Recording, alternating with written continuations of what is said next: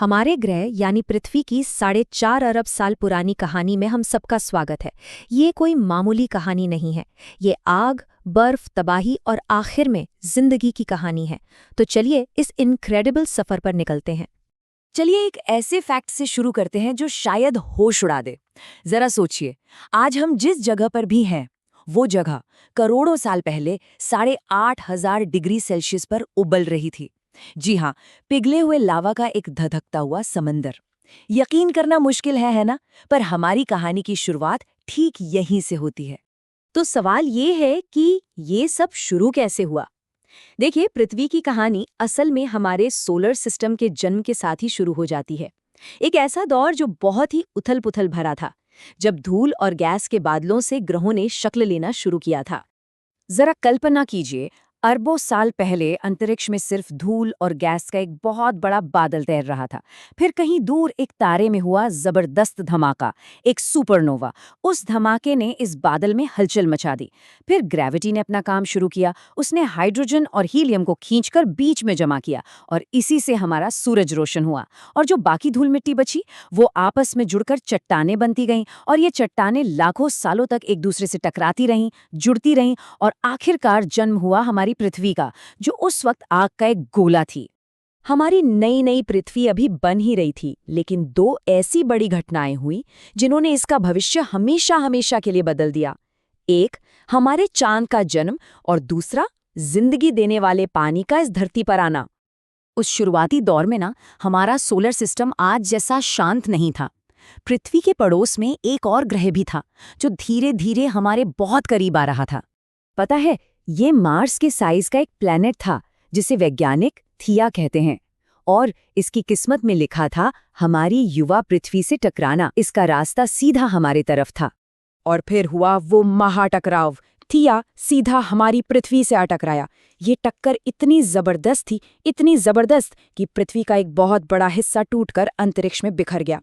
ये सारा मलबा हमारे प्लैनेट के चारों तरफ एक रिंग, मतलब एक छल्ले जैसा बन गया। और फिर लाखों सालों में ग्रेविटी ने अपना जादू दिखाया। उसने धीरे धीरे इस मलबे को एक साथ खींचा और जन्म हुआ हमारे चांद का।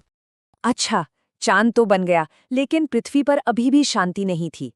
लाखों सालों तक इस पर बर्फीले एस्ट्रॉइड्स की बारिश होती रही, लगातार।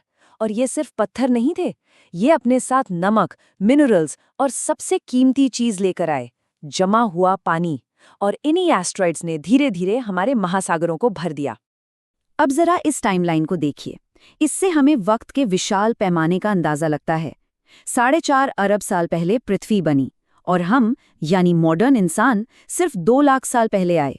अगर पृथ्वी के पूरे इतिहास को एक 24 घंटे का दिन मान लें, तो हम इंसान उस दिन के आखिरी कुछ सेकंड में आए हैं। बस इतना ही। तो अब तक पानी आ चुका था और हमारी पृथ्वी भी धीरे धीरे ठंडी हो रही थी। अब स्टेज तैयार था पृथ्वी की कहानी के सबसे बड़े, सबसे रहस्यमयी चैप्टर के लिए, जिंदगी की शुरुआत। देखिए, पहला जीवन वैसा बिल्कुल नहीं था जैसा हम आज देखते हैं। ये बहुत ही सरल था। गहरे समंदर में ज्वालामुखी के मुहानों के पास पैदा हुए छोटे छोटे सिंगल सेल वाले जीव। जहां सूरज की रोशनी तक नहीं पहुंच सकती थी, वहां इन्होंने जिंदा रहने का एक बिल्कुल नया तरीका खोज निकाला। ये पृथ्वी के कोर से निकल रही केमिकल एनर्जी पर जीते थे। और फिर इन्हीं छोटे छोटे जीवों ने कुछ ऐसा किया जिसने इस दुनिया को हमेशा के लिए बदल दिया। उन्होंने फोटोसिंथेसिस को इजाद किया, मतलब सूरज की रोशनी का इस्तेमाल करके एनर्जी बनाना और बदले में एक वेस्ट प्रोडक्ट छोड़ना, जिसका नाम था ऑक्सीजन। इस एक बदलाव का असर इतना बड़ा था कि आप सोच भी नहीं सकते। ऑक्सीजन से पहले हमारा वायुमंडल जहरीला था, लेकिन इन नन्हे जीवों की वजह से हवा में ऑक्सीजन घुलने लगी। समंदर में जो लोहा था, वो ऑक्सीजन से मिलकर जंग बन गया और नीचे बैठने लगा।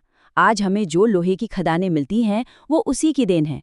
और सबसे जरूरी बात, ओजोन लेयर बनने लगी, जिसने हमें सूरज की खतरनाक किरणों से बचाया। लेकिन पृथ्वी पर जिंदगी का सफर कभी भी आसान नहीं रहा। हमारा ग्रह बार बार जमने और पिघलने के भयानक दौर से गुजरा। इन हालात ने जिंदगी के लिए बस एक ही नियम बनाया, या तो बदलो या फिर खत्म हो जाओ। इससे स्नोबॉल अर्थ कहते हैं। होता ये था कि ज्वालामुखी से निकली कार्बन डाइऑक्साइड से एसिड रेन होती और ग्रह ठंडा हो जाता और जल्द ही पूरी की पूरी पृथ्वी बर्फ की मोटी चादर में लिपट जाती। लेकिन धरती के अंदर की गर्मी हार नहीं मानती थी। वो अंदर ही अंदर प्रेशर बनाती, जिससे और भी बड़े ज्वालामुखी फटते, बर्फ पिघलती और ये साइकिल फिर से शुरू हो जाता। ऐसा कम से कम 3 बार हुआ। इन लंबे और ठंडे हिमयुगों से उभरने के बाद जिंदगी ने एक नया और विशाल रूप लिया, और अब शुरू हुआ पृथ्वी पर अब तक के सबसे शानदार जीवों का राज। उस जमाने में धरती आज जैसी नहीं दिखती थी।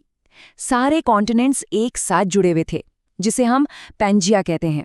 और इस सुपर कॉन्टिनेंट पर 15 करोड़ साल से भी ज्यादा वक्त तक सिर्फ एक ही प्रजाति का राज था। वो थे डायनासोर।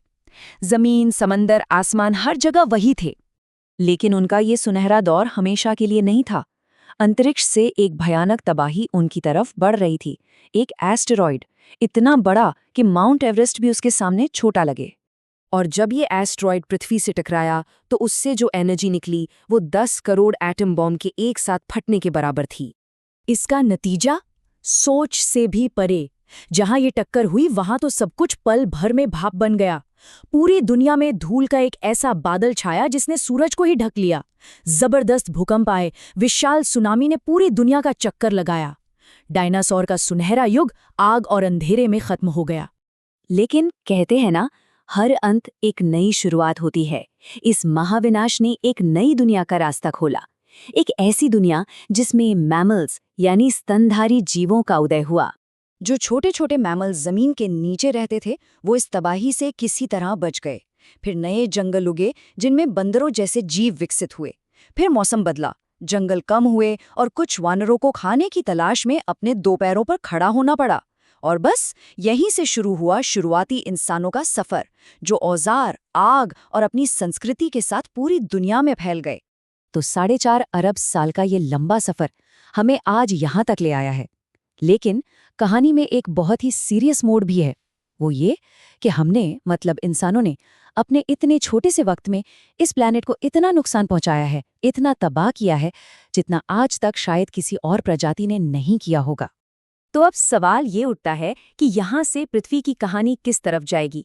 हमने इसका अतीत तो देख लिया, जो आग और बर्फ से बना है, लेकिन इसका भविष्य, ये वो सवाल है जिसका जवाब अब हमारे ही हाथों में लिखा जाना है।